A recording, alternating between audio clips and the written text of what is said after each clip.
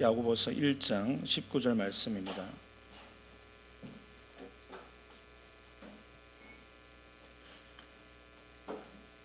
야고보서 19장 1장 19절에서부터 27절 말씀까지 교독합니다. 내 사랑하는 형제들아, 너희가 알지니 사람마다 듣기는 속히 하고 말하기는 더디하며 성내기도 더디하라. 그러므로 모든 더러운 것과 넘치는 악을 내버리고 너희 영혼을 능히 구원할 바 마음에 심어진 말씀을 온유함으로 받으라.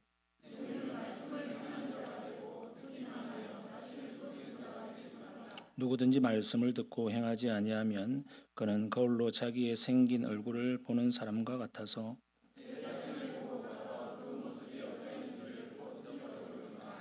자유롭게 하는 온전한 율법을 들여다보고 있는 자는 듣고 잊어버리는 자가 아니요 실천하는 자니 이 사람은 그 행하는 일에 복을 받으리라.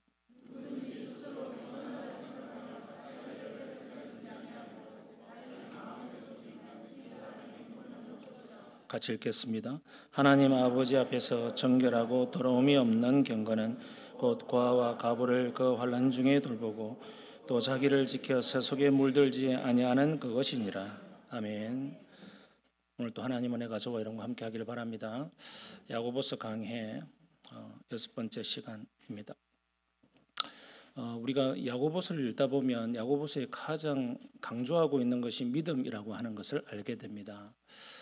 자, 우리는 믿음을 배울 때 오직 믿음으로 구원을 받는다, 이 신칭에 대해서 배웁니다. 그래서 우리가 의롭게 되어지는 길은 오직 믿음인데 그 믿음은 우리가 아무 공로도 없고 자격도 없고 능력도 안 되기 때문에 오직 하나님의 은혜로 되는 것이다. 이것이 아주 중요한 우리에게 주는 진리의 가치인데요. 야고보서에서는 사도 바울이 그동안 이렇게 가르쳤던 믿음을 강조하고 우리는 오직 하나님의 은혜로 되고 그것은 선물이라고 하는 그것을 넘어서서 조금 더 실천적인 것에 강조를 합니다. 사도 바울의 가르침과 그다음에 야고보 사도의 가르침이 전혀 다르지 않다는 것을 우리는 봐야 됩니다. 마치 우리가 구원받기 위해서는 뭔가 열심히 해야 되고 행해야 되고 실천해야 되고 윤리 도덕이 중요하고 그런 이야기를 하고 싶은 게 아니라 야고보서에서는 우리가 믿음으로 살려고 할 때 과연 우리의 믿음에서는 어떤 것이 나타나야 되는가, 그것을 강조하다 보니까 믿음에 대해서 행함과 실천을 강조하게 됩니다. 그런 측면에서 오늘 말씀을 보는 것이 중요하고요. 그래서 오늘 제가 저번 주에 이어서 말씀, 저번 주에는 제가 두 구절 말씀 가지고 했는데 오늘은 확대된 이 본문을 가지고 하나님의 말씀에 대해서 말씀을 드립니다. 하나님의 말씀은 곧 우리의 믿음을 이루는 것이고 또 하나님의 말씀을 통해서 우리는 경건해집니다. 경건의 삶이라고 하는 것은 하나님의 말씀으로 채워지는 삶이고요. 그리고 하나님의 말씀을 통하여서 우리가 하나님께로 나아가는 길입니다. 하나님의 말씀을 통하지 아니하고 우리는 경건히 살 수가 없고 하나님의 말씀이 없이 믿음으로 살 수가 없습니다. 우리의 믿음과 경건을 이루는 토대요 뼈대는 하나님의 말씀이에요. 여러분의 마음 가운데 하나님의 말씀으로 가득 차면 그것이 바로 믿음의 출발이고 경건이라고 말할 수 있습니다. 그러나 나는 경건하다고 말을 하고 있으면서도 불구하고 하나님의 말씀이 여러 가운데 거하지 아니하고 하나님의 말씀으로 꼴 먹지 아니하고 하나님의 말씀에 대한 노출이 거의 없다면 그것은 자기 자신의 경건과 믿음을 돌아봐야 됩니다. 그래서 오늘 본문이 그것을 강조하고 있습니다. 그래서 오늘 저는 한 절 한 절 여러분에게 구절을 강의를 하겠습니다. 구절 강의를 하고 오늘은 많은 성경을 좀 들여다보면서 여러분 성경을 열심히 찾으셔야 돼요. 그래서 제가 설교 노트를 일부러 준비하지 않았습니다. 그래서 오늘은 굉장히 그 말씀에 충실하는 시간 되도록 하겠습니다. 19절 보십시다. 제가 읽어보면서 하겠습니다. 내 사랑하는 형제들아, 너희가 알지니 사람마다 듣기는 속히 하고. 자, 여기서 우리가 저번 주에 제가 다루었던 그 인간의 본연의 말은 하나님의 말씀으로부터 시작되었고 하나님의 본성에 있는 것이 우리에게 하나님의 형상으로 만들어진 우리 가운데는 그 말이 굉장히 우리의 마음의 표현이고 중요하다. 그리고 그것은 결국 우리의 심판대 앞에 설 때에 우리의 말, 우리가 행했던 모든 것들이 판단받게 될 것이라고 말했습니다. 그러나 오늘 제가 드리는 관점은 이것은 우리가 경청하라, 공감해라, 뭐 사람의 말을 잘 들어주라 이런 차원으로 말씀드리는 것이 아니라 여기서 말하고자 하는 본연이 무엇인지 보고자 하는 것입니다. 자, 듣기는 속히 하고 이것은 하나님의 말씀에 대한 본질적인 태도를 이야기하는 것이거든요. 여러분은 하나님의 말씀을 듣기는 속히 한다라는 것이 어떤 것이라고 생각합니까? 빨리 들어라 뭐 이런 이야기가 아니라 속도를 이야기하는 게 아니에요. 그러니까 하나님의 말씀을 들었을 때 그것에 대한 나의 마음의 반응을 이야기하는 것이거든요. 그것이 어쩌면 속도감일 수도 있습니다. 즉각적인 반응 굉장히 중요하죠. 우리가 믿음의 조상이라고 하는, 오늘 제가 경건과 믿음에 대해서 다루는데, 믿음의 조상 아브라함을 이야기할 때에 그 아브라함의 믿음의 특징을 들어가다 보면 의라는 것이 나오고 그 다음에 순종이라는 것이 나와요. 창세기 15장 6절 말씀에 보면 그에게 하나님께서 약속하셨던 자식이 없을 때 그는 몸종을 통하여서 후손을 이으려고 하는 자기 계획이 생깁니다. 그때 하나님이 나타나셔서 다시 그에게 설명하죠. 너의 몸종이 아니라 너의 몸에서 날 자를 통해서 내 언약을 이룰 것이다. 그러니까 기다려라. 그래서 하나님 앞에서 믿겠다고 이야기합니다. 그때 창세기 15장 6절에서 아브라함이 믿음의 여호와께서 그것을 의로 여기셨다라고 이야기합니다. 그때 이신칭의 개념이 그때 출발을 해요. 그때는 아브라함이 아무것도 아직 행동하거나 순종한 어떤 그 자기 자손에 대해서 언약에 대해서 그런 것들이 나타나지 않을 때입니다. 그러나 믿었다라고 하는 그 고백 한마디로 의로 여기셨다고 하는 그 이신칭의 개념이 한 35년에서 40년 이후에 아들 이삭을 낳고 아들이 이제 15세 또는 20세 전후에 장성한 자가 되었을 때 하나님께서 명령을 내리시죠. 이제 너 아들을 데리고 모리아산으로 가서 갖다 바쳐라. 번제로 바쳐라 이렇게 합니다. 그 이야기를 들었을 때 창세기 22장에 보면 아침이 되어서 이런 것 저런 것 챙겨가지고 즉각 떠났다라고 되어 있거든요. 성경이 너무 짤막하게 이야기하기 때문에 아브라함의 심리 상태나 그 마음의 어떤 혼란스러움이나 그런 것이 표현되어 있지 않을 수 있습니다. 그러나 성경은 우리에게 아브라함을 통하여서 믿음이 무엇인지 보여주려고 하기 때문에 보여줄 것은 다 보여주고 기록할 것은 다 기록했다고 봅니다. 그렇다면 우리가 상식적이지 않는 모습을 보게 됩니다. 아니, 다른 것도 아니고 100세에 얻은 아들을 갖다 바치라라고 할 때 그 갖다 바치는 것은 뭐 다른 것이 아니라 죽여서 번제로 드리라 이 말이거든요. 그 이야기를 했을 때 아브라함은 이런 방구하지 않습니다. 성경의 기록만 보면 그 다음에 어떠한 갈등을 일으켰다고도 하지 않습니다. 그리고 그냥 아침에 재배하여서 갔다고 되어 있거든요.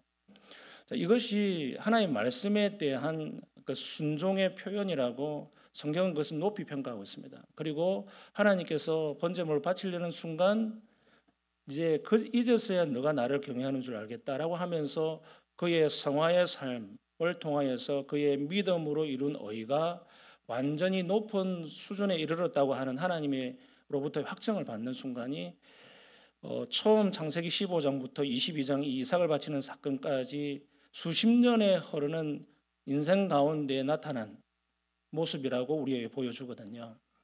여기서 보여주려고 하는 핵심이 뭐냐? 뭐 즉각 아침에 뭐 갔다, 군말 없이 갔다, 뭐 이런 것도 좋지만 도대체 아브라함이 어떻게 그것을 믿고 하나님 앞에 불평하지 않고 또는 하나님과 어떤 그냥 왔다 갔다 하는 대화 정도는 해봐야 되지 않습니까? 하나님 100세에 얻은 이 아들 갖다 바치라고요. 정말입니까? 하나님 혹시 뭔가 착각하고 있는 거 아닙니까? 라고 하는 최소한의 대화 정도는 이루어질 수 있는데 그런 것이 전혀 이루어지지 않았다는 거.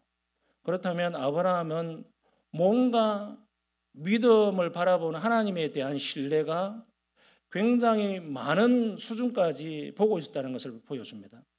그것은 단순히 아이고 하나님이 알아서 하시겠지 이것을 넘어서서 서로 이삭을 내가 죽여서 번제물로 드린다 할지라도 하나님의 성품상 하나님께서 이 모든 것들을 통하여 합력하여서를 이룰 것이다라고 하는 혹 죽는다 하더라도 그를 살리실 것이 분명하다. 왜? 하나님은 인신 제사를 받는 분이 아니시고 그것을 통해서 기뻐하실 분이 아니시기 때문에 라고 하는 그 이면에 하나님을 전적으로 신뢰하는 그 표현들이 즉각 아침에 그냥 나무와 불을 가지고 몸종을 데리고 갔다라고 하는 그 표현에서 나타나는 것이거든요. 그것을 히브리서에서 이야기합니다. 야고보서 우리가 지금 보고 있는데 앞으로 석 장만 넘겨보세요. 여러분은 성경. 히브리서 11장 18절 19절. 히브리서 11장 18절 19절 다 같이 읽어봅시다. 시작. 그에게 이미 말씀하시기를 내 자손이라 칭할 자는 이상으로 말미암으리라 하셨으니 그가 하나님이 능히 이삭을 죽은 자 가운데서 다시 살리실 줄로 생각한지라 비유컨대 그를 죽은 자 가운데서 도로 받은 것이니라. 아멘. 자, 여기서 보세요. 18절은 지금 창세기 15장 6절을 이야기하는 거예요. 자손. 그래서 네 몸에서 날 자손을 이야기하는 겁니다. 그리고 19절에서는 창세기 22장에 이삭을 갖다 바치는 사건을 이야기하는 것이거든요. 이 한 절 사이가 갭이 35년에서 40년 정도 차이가 나요. 그리고 19절에서 이야기하는 그 아브라함이 하나님을 믿는다라고 하는 그 믿음이 실현되는 그 순간에 어떤 식으로 실현되는가 하면 이삭을 내가 갖다 바칠지라도 혹 정말 이삭이 죽고 이제 다 끝장나버리는 순간이 오더라도 하나님께서는 그를 살리실 것이다 라고 하는 믿음이 있었다라고 히브리서 기자는 표현합니다. 자, 다시 우리가 돌아와서 여기서 우리가 19절에서 지금 야고보서 1장 19절에서 듣기는 속히 하라고 하는 이 이면에는 말씀에 대한 믿음의 태도가 달려 있는 것이죠. 듣기는 속히 하다라고 하는 이 속히 하다 순종이잖아요. 실천하고 그것을 실행에 옮기고 내 의지를 발휘하고 하는 하나님의 말씀에 대한 태도는 어떤 속도감 이것을 넘어서서 왜 내가 그렇게 적극적으로 방할 수밖에 없느냐라고 하는 그 신뢰의 표현이라는 것이죠. 그러니까 아버지가 아들에게 야, 네 저 슈퍼마켓 좀 갔다 와라고 할 때 예, 알겠습니다. 적극적으로 반응한 그 자체에서 아빠가 나에게 뭐 이상한 일을 시키지 않을 것이고 아빠가 아들에게 시키는 당연한 일로서 시킬 것이야 라고 하는 그 안심된 마음이 포함되어 있는 거 아닙니까? 그러니까 우리는 문자적으로 그것을 받아서 그냥 실행에 옮긴다는 의미가 아니라 주인이 종에게 아버지가 아들에게 어떠한 일들을 시킬 때에 그것을 하나님의 마음, 주인의 마음, 윗사람의 마음을 알고 그것을 궁극적으로 내 마음 가운데 담아서 신뢰하는 것까지 그것이 바로 듣기는 속히 하고 어떤 것을 즉각적으로 우리가 이루려고 하고 그것을 실천하려고 할 때는 내 마음 가운데에 기쁨으로 그것을 옮기려고 하는 자기 의지가 포함된 건 아닙니까? 그 사람에 대한 신뢰, 그 사람에 대한 어떤 성품적인 반대하지 않는 여러 가지 모든 것들을 종합적으로 그것을 받아들이고 그것을 적극적으로 하는 그것이 포함되어 있거든요. 하나님 말씀에 대해서 우리는 순종하는 것이 뭘까요? 듣기는 속히 해라 라는 이 말씀에 아브라함의 행동을 통하여서 하나님을 내 아들을 죽이실지라도 살리실 하나님의 성품과 하나님됨을 나는 믿는다라는 것이거든요. 이것이 믿음이죠. 하나님의 말씀을 믿고 적극적으로 반응하는 이것은 우리의 삶 가운데 그때그때마다 이루어져야 됩니다. 뒤로 미룰 것이 없어요. 오늘 말씀이 선포되어지잖아요. 여러분 한 가지 정도는 여러분에게 믿고 신뢰하고 하나님 성품이 무엇인지 나에게 요구하시는 하나님의 메시지가 무엇인지 잡을 수 있어야 됩니다. 그게 적극적인 반응이잖아요. 그것이 되지 않으면 나의 의지가 살아나서 내 삶 가운데 실천되어질 것이다. 굉장히 먼 이야기입니다. 자, 계속 읽어봅시다. 말하기는 더디하며 성내기도 더디하라. 여기에서 말을 품어내는 것과 성내는 것을 이어서 이야기를 하고 있습니다. 왜 갑자기 성내는 것을 더디하라고 이야기하고 있을까요? 성내는 것, 분내는 것 이것은 하나님의 말씀과 굉장히 거리가 멉니다. 자, 우리가 하나님의 말씀에 사로잡힌 바 되어지고 하나님의 말씀을 통하여서 그 인격과 그 마음이 다스림을 받는 사람은 온유할 수밖에 없어요. 다음 절에 21절에 온유함으로 받으라가 나오잖아요. 성냄과 온유함은 굉장히 반대적인 이야기입니다. 이것은 단순히 사전적인 뜻을 이야기하는 게 아니에요. 이것은 하나님의 말씀이 심겨졌을 때 우리 가운데 임하는 우리의 전인격이 어떻게 변하는가에 대한 이야기거든요. 그러니까 성냄, 울분, 화를 가지고 교회당에 나오는 사람들은 하나님의 말씀이 그를 다스리기가 참 힘들어요. 여러분, 하나님의 말씀이 나를 변화시킬 것이다. 그 말이 맞죠. 그러나 마태복음 13장을 통하여서 우리가 보게 되어지면 우리의 마음이 뿌려지는 말씀에 바친 마음이 어떻게 준비되어지는가가 너무 중요하다고 이야기합니다. 좀 이따 그 말씀을 드릴게요. 그것처럼 우리가 뭔가 울분을 가지고 있고 화난 상태에서 뭔가 마음이 혼탁하고 어지러운 상태에서 하나님 말씀을 대할 때에 그 말씀이 우리 심령 가운데 들려지더라도 그 말씀은 왜곡되거나 삐뚤어질 확률이 커요. 그 용어는 뭐냐면 하나님의 말씀이 강력하고 진리이긴 하지만 우리 심령 속에 있는 그 하나님의 말씀을 혼탁하게 만드는 우리의 옛 본성이 자리 잡고 있기 때문에 그렇습니다. 여러분이 만약 하나님의 말씀을 대할 때 들려지지 않는다면 여러분의 마음에 어떤 고장난 것이 있는지 살펴보셔야 됩니다. 주일 말씀이 선포되어질 때 하나님의 말씀이 들려지는데도 불구하고 이것이 무슨 말이야?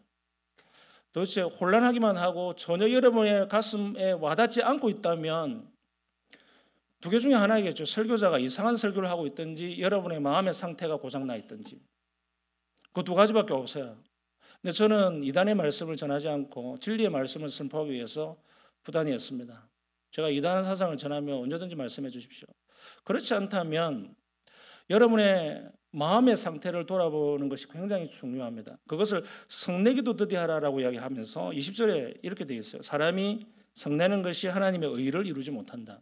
왜 갑자기 성내는 것, 화내는 것 이것과 말씀을 유비시켜서 이야기할까요? 자, 창세기를 쳐다봅시다. 창세기 4장으로 가보겠습니다. 오늘 성경을 많이 읽겠다고 그랬습니다. 창세기 4장 5절, 6절, 7절. 창세기 4장 5절, 6절, 7절 다 같이 읽읍시다. 가인과 그의 재물을 받지 아니하신지라 가인이 몹시 분하여 안색이 변하니 여호와께서 가인에게 이르시되 내가 분하여 하면 어찌 됨이냐 안색이 변하면 어찌 됨이냐 내가 선을 행하면 어찌 낯을 들지 못하겠느냐 선을 행하지 아니하면 죄가 문 앞에 엎드려 있느니라 죄가 너를 원하나 너는 죄를 다스릴지니라. 자, 여기 보세요. 가인이 재물이 거부당한 것에 대해서 굉장히 분을 냅니다. 어떤 마음에서 이렇게 출발되었는지 우리는 알 길이 없으나 분명히 그것은 아담이 범죄하고 난 이후부터 사람 마음 가운데 수치심이나 경쟁심이나 욕심이나 이런 것들로 가득 찬 죄악된 마음 가운데서 출발했을 것이 분명합니다. 그런데 하나님이 지적하는 것은 지금 죄를 이야기하기 전에 뭘 지적하냐면 분을 내고 있다고 하는 이 단어를 두 번 씁니다. 하나님이 뭔가 지금 그 마음속에 있는 분냄에 대해서 왜 지적을 하고 있을까요? 하나님이 지적할 수 있는 여러 가지가 있을 수 있잖아요. 너는 왜 이렇게 제사를 했느냐? 내 마음에 들지 않는다. 너 왜 준비를 잘 안 했느냐? 네가 왜 형식적으로 드렸느냐? 너가 왜 영적으로 기도하지 않고 했느냐? 이렇게 말할 수 있는데 하나님이 지적하는 것은 지금 제사로 인해서 거부당한 것에 대한 그 분냄에 대해서 지적하고 있는 거예요. 이걸 원리적으로 잘 생각해 보세요. 하나님이 지금 화를 내고 있는 분내고 있는 얼굴색이 변한 그 가인의 모습에 대해서 우리가 인간적인 생각으로 접근하면 이해가 안 돼요. 대화를 하다가 상대방이 막 얼굴 붉히면서 화내고는 야, 왜 갑자기 화내? 대화 못 하겠다. 이런 이야기가 아니에요, 지금. 하나님의 관심은 뭐냐면 너의 얼굴의 표정과 그 분냄의 이유는 네 속에 있는 것이야. 네 속에 있는 표출된 것이야. 네 속에 있는 것 죄악된 것이 표출되는 것이고 그 죄악된 욕심을 통하여서 너의 전인격이 물들어 있기 때문에 그것이 표출되는 것이야. 그러므로 나는 너의 제사를 받을 수 없어. 또한 너가 드리는 예배자의 너 자신도 내가 받을 수 없어 라고 이야기하고 있는 거예요. 그러니까 하나님의 예배는 지금 예배의 모양이나 곡식 제사나 이런 이야기가 아니에요. 하나님이 집중하고 있는 그 제사를 받지 않고 있는 예배를 받지 않고 있는 그 하나님의 본심은 뭐냐면 이 사람이 지금 예배자로 나올 때에 분과 울분과 화로 나오고 있다는 것이죠. 그것은 바로 죄악의 결과물이라고 이야기하는 거죠. 그것이 바로 7절에서 네가 죄가 문 앞에 있느니라. 죄가 너를 원하는데 죄가 너를 다스릴 것이다. 그러니까 죄가 이미 도살해서 너를 움켜삼키려고 하고 있기 때문에 너가 분으로 표출되어지고 너의 마음 상태가 그것으로 가득 차 있는 거야 라고 하는 것이죠. 다시 돌아봅시다. 하나님의 말씀을 받을 때 여러분의 감정을 내려놓고 받으십시오. 이거 너무 중요합니다. 여러분의 감정 상태를 인하여서 하나님의 말씀이 왜곡되어지고 하나님의 말씀이 진리의 말씀으로 여러분 마음속에 깊이 파고 들어갈 수가 없어요. 사도행전 2장과 7장을 보면 하나님의 말씀의 선포가 두 사도를 통해서 이루어집니다. 한 사람은 베드로, 한 사람은 스데반 집사님. 베드로의 말씀이 선포되어졌을 때 3,000명의 사람들이 찔렸다고 그랬어요. 그러나 그들은 찔려서 바로 회개하고 세례받는 일들이 벌어집니다. 감정의 상태가 찔렸을 때 하나님의 말씀 앞에 겸손히 온유함으로 나아가는 사건이 벌어진 것이죠. 그러나 7장에 가면 스데반 집사님이 설교했을 때 하나님의 말씀이 들려진 그 사람들이 찔렸지만 도를 들었습니다. 그리고 순교하게 되어지죠. 여러분의 감정, 울분, 그 화를 통해서 하나님의 말씀이 여러분의 심령을 파고들지만 그것이 도리어 여러분 돌을 들게 만듭니다. 그럼 화가 나죠. 목사가 저렇게 설교를 할까? 라고 생각하는 것부터 시작해서 내가 바라보는 성경은 이렇게 가르쳐야 되는데 왜 저 말을 하지 않을까? 또는 시국이 이런 시국인데 목사는 시국 이야기는 한마디도 안 하고 맨날 뭐 성경이 어떠니 저런 말만 할까? 라고 하는 자기의 경험과 지식, 자기의 사상과 가치를 가지고 자기 감정의 상태로 하나님의 말씀을 받으려고 치면 하나님의 말씀은 그냥 한낱 우리는 뭐 어떤 세상 소리와 다를 바가 없습니다. 여러분의 감정을 내려놓고 오세요. 하나님의 말씀 앞에 설 때에 순수한 여러분의 모습들을 가지고 겸손히 나와야 돼요. 그 이야기를 지금 21절에서 하고 있는 거예요. 보세요. 그러므로 모든 더러운 것과 넘치는 악을 내버리고, 이게 지금 가인의 상태잖아요. 너가 지금 분내고 화내고 죄가 문 앞에 도살해서 너를 지배하려고 해. 그 성냄, 울분, 화, 억울함, 집에서 겪었던 거, 부부싸움 한 거, 네가 이번 주간에 사기당한 거, 이 모든 것들 내려놓고 순수하게 하나님의 말씀 앞에 너 인격을 가지고 나와. 그 이야기를 지금 하는 것이죠. 너희 영혼을 능히 구원할 바 마음에 심어진 말씀을 온유함으로 받으라. 21절을 오늘 제가 중요하게 다룰 구절입니다. 두 개를 다룰 텐데요. 먼저 온유함으로 받으라 이 말씀부터 드립니다. 우리가 왜 성내지 아니하고, 성냄과 분냄과 온유함은 반대되는 단어죠. 여러분이 하나님의 말씀을 들을 때에 온유함으로 받는 것이 왜 중요한가? 예수 그리스도의 마음이 바로 그 마음이기 때문에 그렇습니다. 말씀 찾아봅시다. 마태복음 11장 29절. 그러면 성경을 지금 한 절 한 절 읽으실 때 주님의 말씀으로 들으십시오. 지금 여러분 자신에게 주는 말씀이라고 생각하고 읽고 들으시길 바랍니다. 마태복음 11장 29절 다 같이 읽어봅시다. 시작. 나는 마음이 온유하고 겸손하니 나의 멍에를 메고 내게 배우라.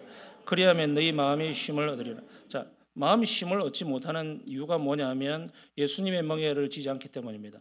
예수님의 멍에를 지지 않는 이유는 뭘까요? 예수님의 마음의 상태로 되지 못하기 때문에 그렇습니다. 예수님 그와 같이 말합니다. 마음이 온유하고 겸손하니. 여러분, 온유라고 하는 것은 항상 겸손과 같이 가는 단어입니다.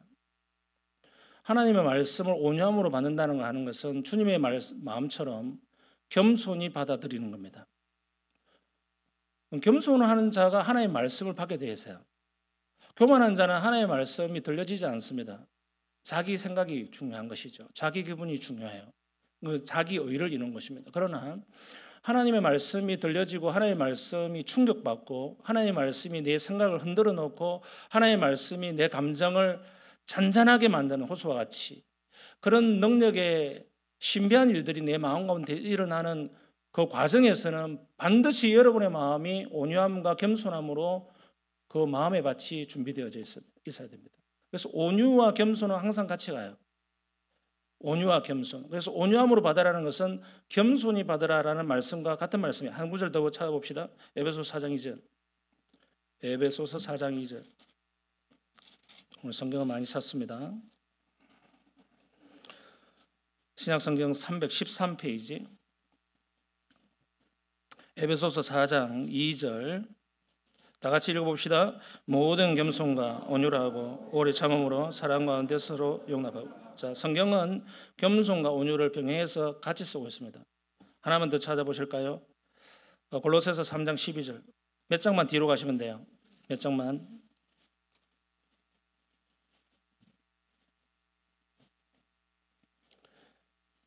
골로새서 3장 12절 읽어봅시다. 시작. 그러므로 너희는 하나님이 택하사 거룩하고 사랑받는 자처럼 긍휼과 자비와 겸손과 온유와 오래 참음의 옷을 입고, 겸손과 온유라고 하는 옷을 입어라 이렇게 되어 있거든요. 이것이 예수님의 마음이에요. 그러니까 성경은 온유와 겸손을 병행해서 쓰고 있습니다.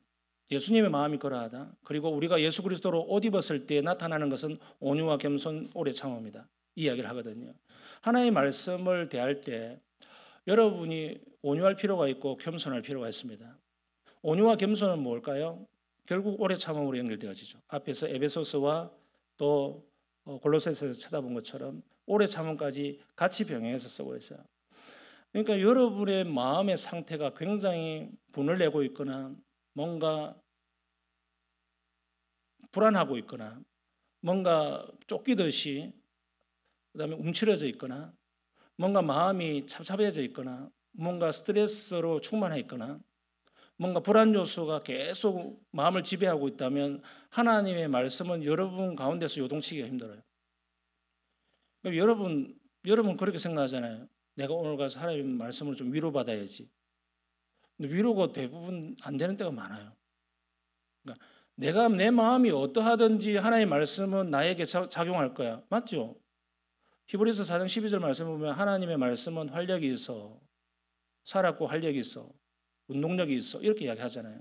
우리의 심령을 찔러 쪼개고 남음이 있는 능력이 있어요. 그러나 주님의 말씀을 쳐다보면 말씀의 능력이 있음에도 불구하고 우리의 마음의 상태가 준비되지 않으면 그것으로 그대로 끝나버리는 경우가 훨씬 많아. 그 이야기를 마태복음 13장에서 이야기하고 있어요. 마태복음 13장 가봅시다.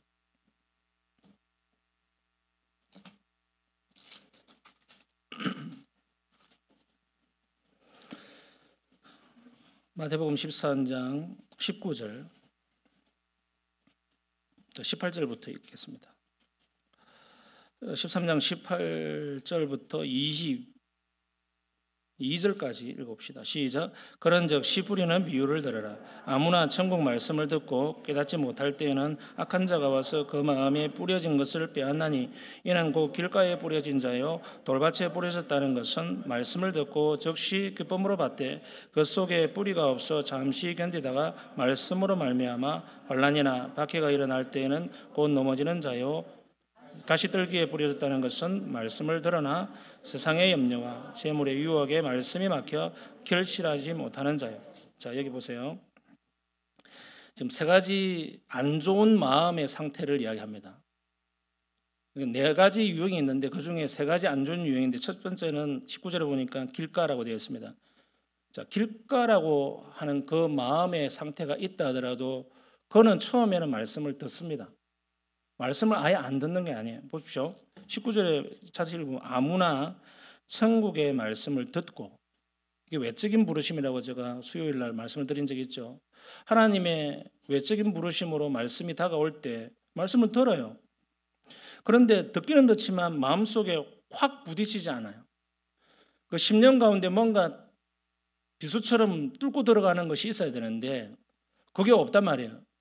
되게 그럴 때 사람들은 어떻게 하냐면 아유 오늘 목사의 설교가 영 시원찮네. 내 마음을 흔들어 놓지 못하네. 감동시키지 못하네. 좀 지루하네. 뭐 이런 식으로 자꾸 변명을 늘어 놓습니다. 그러나 성경은 그렇게 말하기보다는 이 화자의 문제를 지적하기보다는 청자의 그 듣고 있는 그 말씀을 듣는 자의 마음의 문제가 더 크다고 주님이 말씀하고 있는 거예요. 그 이야기를 지금 하는 거예요.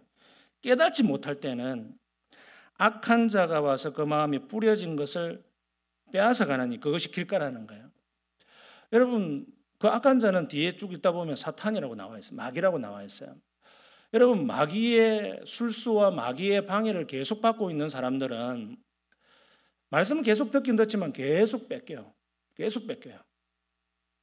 그것을 이제 그 다음 구절에 나오는 다른 돌밭이라고 하는 마음의 상태와 연결시켜 볼 수 있습니다.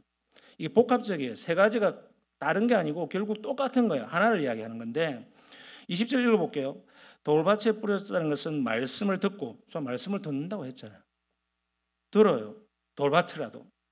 즉시 기쁨으로 받되, 기쁨으로 받아요. 아유, 오늘 뭐 은혜 말씀을 받았다. 오늘 너무 정말 잘 왔다. 오늘 예배 잘 드렸다. 역시 우리 목사님이야. 뭐부터 해가지고 기쁨으로 받는다고요. 하나님 말씀 너무 은혜 받았다. 그런데 21절 보세요. 오늘 제가 중요하게 말씀드리려고 하는 그 속에 뿌리가 없어 잠시 견디다가 말씀으로 말미암아 환난이라 박해가 일어날 때는 곧 넘어지는 자요. 여러분, 오늘 제가 야고보서와 연결시키려고 하는 중요한 말씀이 이거예요. 근데 이거 좀 이따가 할게요. 22절부터 자 봅시다. 가시떨기에 뿌려졌다고 하는 것은 말씀을 들으나, 여기도 말씀을 듣는다고 되어 있잖아요. 세상의 염려와 재물 유혹에 말씀이 막혀 결실하지 못하는 자예요. 결국 보면 길가나 가시떨기나 돌밭은 한 가지예요. 한 가지인데 이 핵심이 뭐냐면 21절에 있어요. 다시 읽어보면 그 속에 뿌리가 없어 잠시 견디다가, 잠시 은혜 받다가, 잠시 기쁨을 누리다가, 잠시 깨달았다고 말하다가, 아 이제 제대로 살아봐야지, 이제 뭐 새벽 기도도 나가봐야지. 제가 상담을 하다 보면 정신 차렸습니다, 열심히 살아보겠습니다 하면 되게 새벽 기도도 나가고, 이런 분들이 너무 많아요. 항상 그렇게 생각해요. 그런 게 중요한 게 아니에요. 지금 잠시 기쁨을 누리고 잠시는 깨달았지만 그것이 뿌리가 없어서 금방 곧 넘어진다. 뿌리 없는 나무를 생각해 보십시오. 바람이 불면 확 넘어가잖아요. 그죠? 다시 돌아옵시다. 야고보서 1장 21절에 중간부터 읽어볼 거예요. 너희 영혼을 능히 구원할 바 마음에 심어진 말씀을 온유함으로 받으라. 마음에 심어진 말씀. 뭔가 매치가 됩니까? 조금 전에 읽었던 마태복음 13장 22절에 21절에 나오는 뿌리가 없어라고 하는 것과 마음에 심어진 말씀이라고 하는 것을 여러분 캐치하셔야 돼요. 여러분, 우리가 구원을 받는 그 순서를 보면 하나님의 작정이 먼저 있고 그 다음에 말씀으로, 외적인 말씀으로 도전을 던져서 부르시잖아요. 부르시면 즉각 일어나는 순서가 뭐냐면 거듭남입니다. 요한복음 3장에 거듭남이에요. 거듭남이 뭔지를 아셔야 돼요. 거듭난다는 것은 다시 여러분 태어나는 겁니다. 여천 인격이. 자, 1장 18절 읽어봅시다. 1장 18절 다 같이 시작. 그가 그 피조물 중에 우리로 한 첫 열매가 되게 하시려고 자기의 뜻을 따라 진리의 말씀으로 우리를 낳으셨느니라. 자, 뭐로 낳았다고요? 진리의 말씀으로 낳았다. 자, 여러분에게 묻겠습니다. 여러분은 거듭났습니까? 뭘로 거듭났습니까? 진리의 말씀으로 거듭나요. 여러분의 기분으로 거듭나는 게 아닙니다. 여러분 뭐 좋은 교회 다닌다, 뭐 좋은 말씀 들었다, 그런 어떤 얄팍한 것으로 태어나는 것을 이야기하는 게 아니에요. 정말 이 말씀이 살았고 인격적인 말씀으로 여러분에게 영향력을 미치고 있는가? 유효한 부르심으로 하나님께서 부르시고 있는가?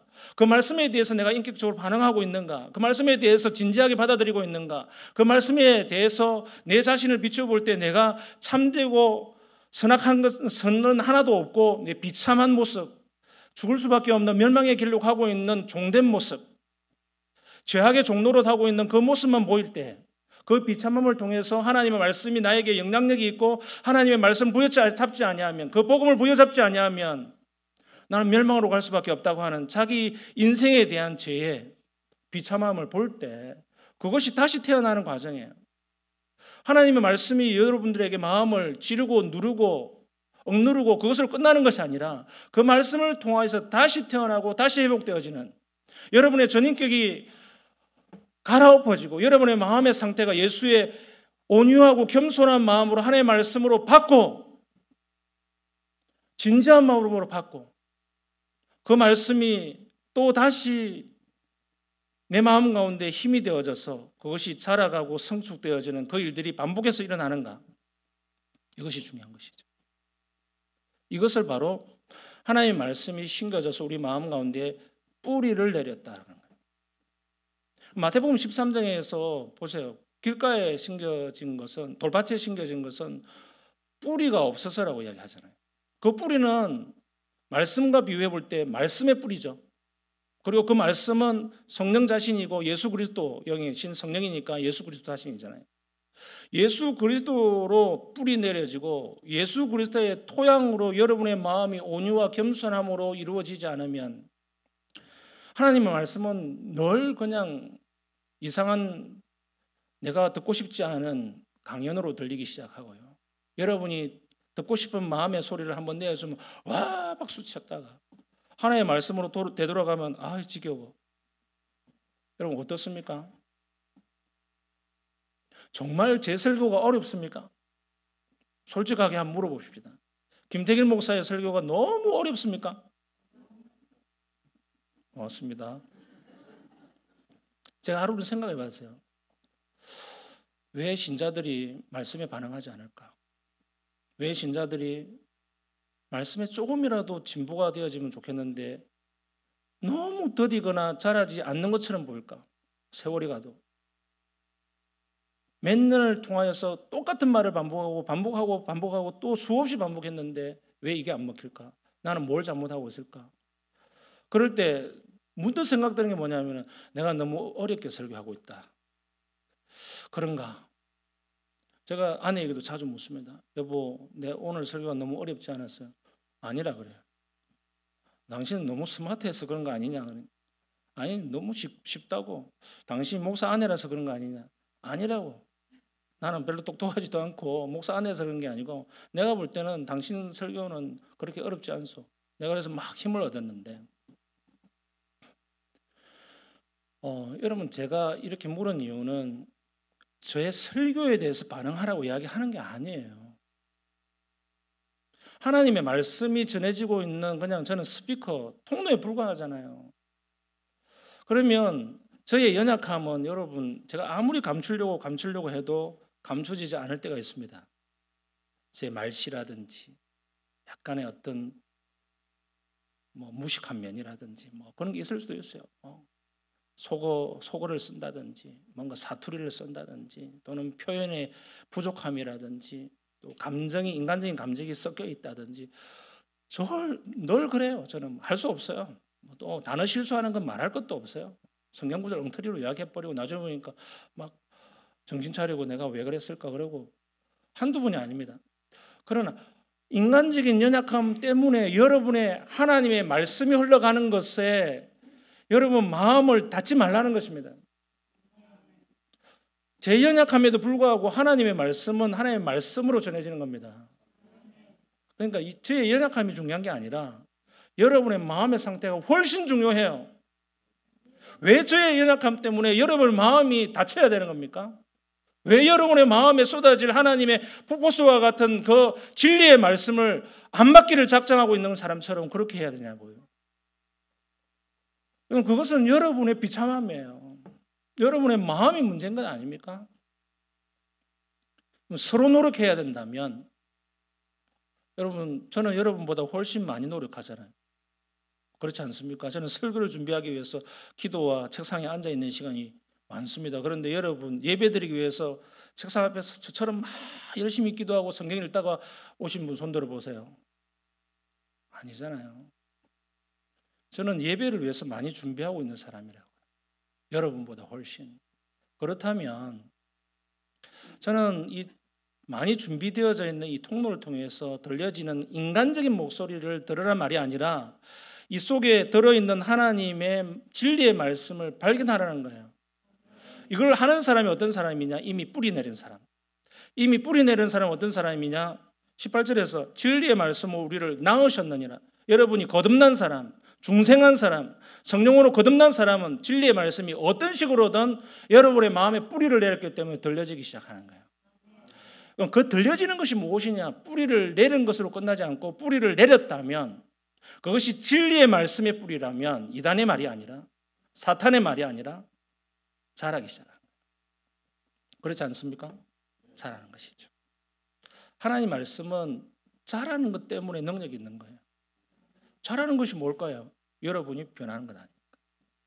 계획도 지고 삐뚤어진 것이 바로 잡혀지고 삐뚤어진 마음이 모난 마음이 부드러워지고 미운 마음이 사랑의 마음으로 바뀌어지고 정죄하고 비판하는 마음이 칭찬하고 사랑하고 용납하는 마음으로 바뀌어지고 온유하고 겸손한 마음으로 하나님의 말씀을 사모하고 갈망하는 마음으로 나아가기를 부단히 애쓰고 노력하는 사람, 그것 아닙니까?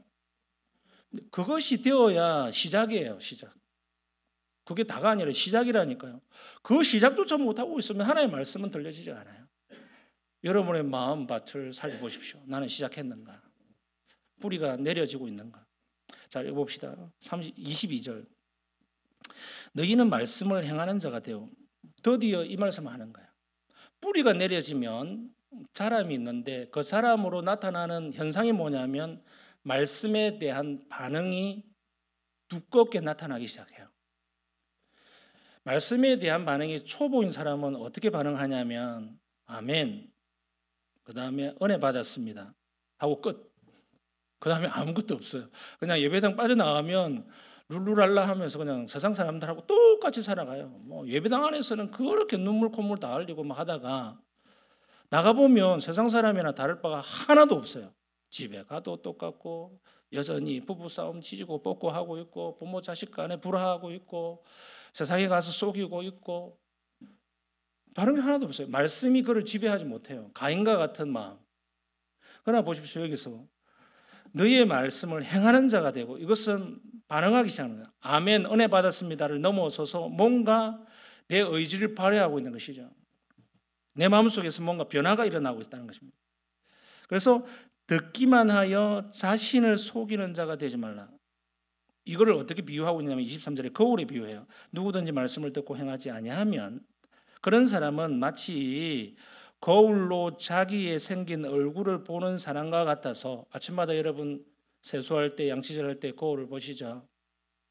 그럴 때 야 잘생겼다 또는 야 좀 더 잘생기면 좋겠다. 아유 뭐 쌍꺼풀 수술을 할까 머리를 심을까부터 해서 뭐 점을 뺄까. 저는 이 세 가지를 다 하고 있습니다. 고민을 볼 때마다 하고 있는데 아직 아무것도 못했어요. 이 중에 하나라도 뭘 해가지고 변화를 시켜볼까 뭐 이렇게 하다가 내 생긴 얼굴이 뭐 어떻는지 그냥 까먹고 지내잖아요. 왜? 거울이 없으니까.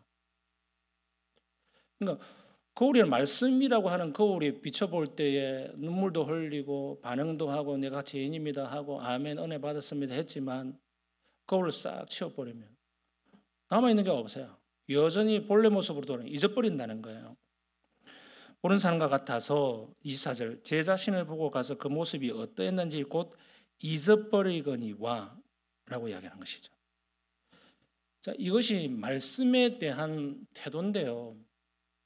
한번 보십시다. 오늘 시간은 좀 갔지만 로마서 1장 한번 보십시다. 로마서 1장 28절 먼저 보실까요? 로마서 28절 1장 28절 240페이지 로마서 1장 28절 다 같이 읽어봅시다. 시작. 또한 그들이 마음에 하나님 두기를 싫어하며 하나님께서 그들을 상실한 마음대로 내버려 두사 합당치 못한 일을 하게 하셨으니. 자 여기 보세요. 그들이 마음에 하나님 두기를 싫어하며 하나님은 말씀 본체시잖아요. 태초에 말씀이 계시니라. 그 말씀은 하나님과 함께 계셨고 그 말씀은 곧 하나님이시라. 예수 그리스도가 말씀이시고 말씀이 육신이 되어 올 때에 예수 그리스도께서 하신 말씀이 뭡니까? 나는 아버지의 뜻대로 너에게 이야기한다. 내가 하나님께서 아버지께서 나에게 가르치신 대로 너에게 말한다.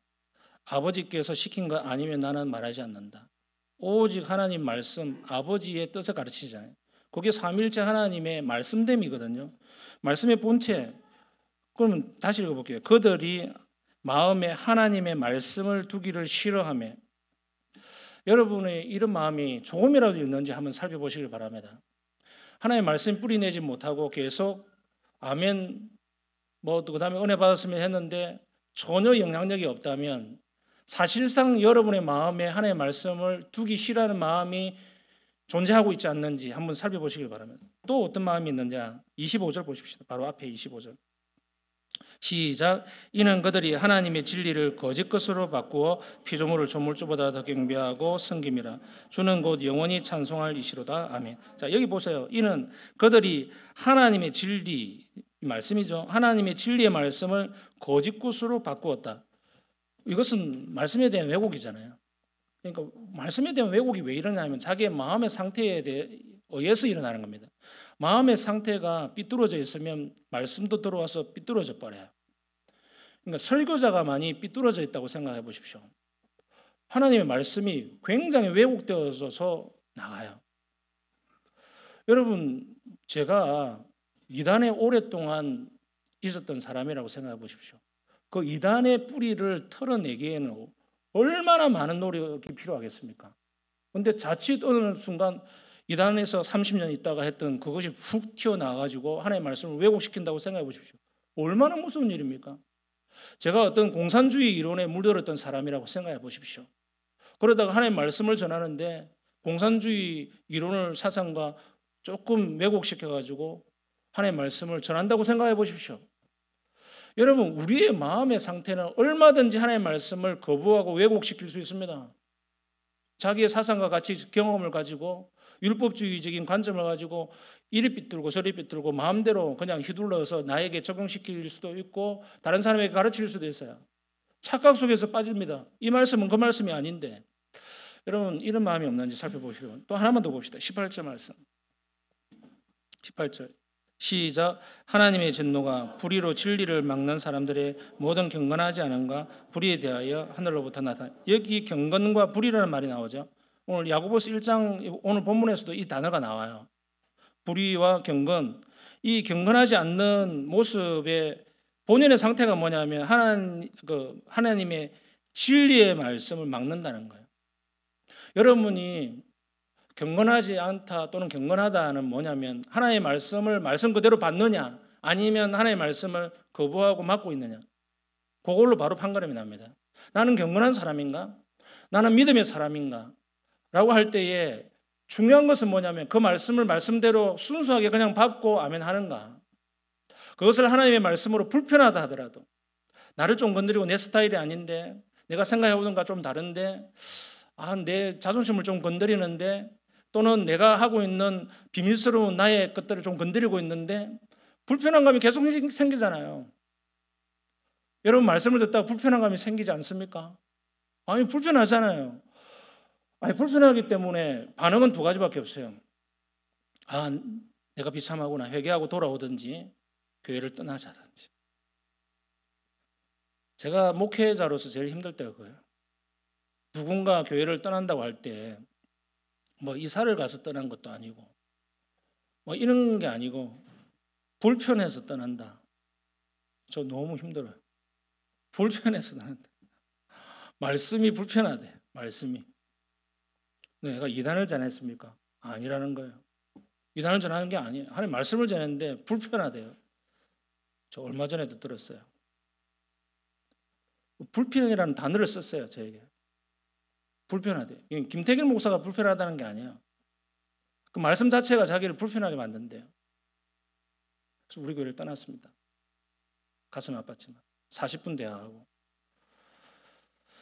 여러분, 그 불편감이 있을 때 어떻게 반응하냐는 우리의 믿음과 경건을 결정합니다. 그게 소위 말해서 찔림이잖아요. 그게 돌을 안 들었다 뿐이지 스데반 집사님에게 돌을 던지는 그 전 단계 행위와 다를 바 없습니다. 불편한데 난 가만히 있지 않겠어. 내 자존심을 이렇게 건드려? 이런 문제가 아니라 여러분, 우리는 온유와 겸손으로 말씀을 받아야 됩니다. 하나님이 나에게 지금 이 말씀하시구나. 내 남편이 아니에요. 내 자식이 아니에요. 나에게 지금 말씀하시구나. 그걸 불편하더라도 들으십시오. 남에게 적용하십시오. 하지 마십시오. 제발. 제발. 하나님의 말씀은 여러분 자신, 여러분 개인에게 던져지고 있어요. 그걸 불편하더라도 나에게 적용시키십시오. 그럼 끝입니다. 자, 돌아오십시오. 결론을 지을게요. 시간이 많이 갔으니까. 여러분, 25절을 보세요. 자유롭게 하는 온전한 율법을 들여다보고 율법이 나쁜 게 아니잖아요. 율법으로부터 해방되는 것이 복음인데 하나님의 말씀이잖아요. 들여다보고 있는 자는 마치 거울을 쳐다보듯이 듣고 잊어버리는 자가 아니요 아침에 얼굴을 보고 거울을 보고 잊어버리는 자가 아니요 실천하는 자니 이 사람은 그 행하는 일에 복을 받으리라. 우리가 경건하고 믿음의 길은 뭐냐? 불편한 말씀을 이라 할지라도 그 불편함의 말씀이 왜 일어나고 있는지 온유와 겸손한 마음으로 참고 인내하면서 듣고 깨닫고 순종하려고 노력하고 또 실패하지만 또 노력하고 생각해보고 왜 그럴까 또 생각해보고 또 해보고 또 실패하고 이것을 무한 반복하면서 우리 인생을 살아갈 때 우리는 조금씩 나아집니다. 그리고 자라갑니다. 그리고 그것이 믿음의 뿌리를 내린 사람들의 특징이에요. 비바람을 맞고 넘어졌다가 나뭇가지가 떨어져 나가지만 또 새싹이 돋고 바로 세워지고 더 굵어지고 더 높아지고 또 뿌리가 더 깊어지고 그렇게 하면서 가뭄이 찾아와도 뿌리가 깊기 때문에 석 달, 넉 달 비가 오지 않더라도 견뎌내고 참아내고 또 나이테가 또 먹고 더 굵어지고 하면서 때가 되었을 때 결실하고 꽃이 피는 것처럼 믿음도 그런 여정을 겪을 수밖에 없다는 거예요. 여러분이 불편한 말씀에 노출되지 아니하고 여러분 믿음이 자란다고요? 절대요. 하나님의 말씀은 처음부터 불편해요. 우리를 불편하게 만들어요. 왜? 우리의 죄악된 본성은 진리의 말씀을 싫어하고 거부해요. 로마서 1장 조금 전에 살펴봤던 것처럼. 그렇다면 우리의 마음에 계속 하나님의 말씀, 불편한 말씀이 있더라도 온유와 겸손함으로 받고 또 실패하더라도 생각해보고 또 받고 하고 하는 그 과정과 여정이 너무 중요한 거예요. 이 과정과 여정이 없이 믿음이 좋은 사람, 경건에 이르는 자가 될 것이라고 생각하는 것은 무모한 짓입니다. 신비주의로 되지 않고요. 어느 날 갑자기 불 받았다고 되는 게 아니에요. 매일매일 여러분 밥이 먹어야 키가 자라고 뼈가 자라듯이 믿음도 그와 같이 합니다. 꾸준히 불편한 말씀, 그 말씀이 나에게 주는 말씀으로 겸손과 온유함으로 받아서 자라가십시다.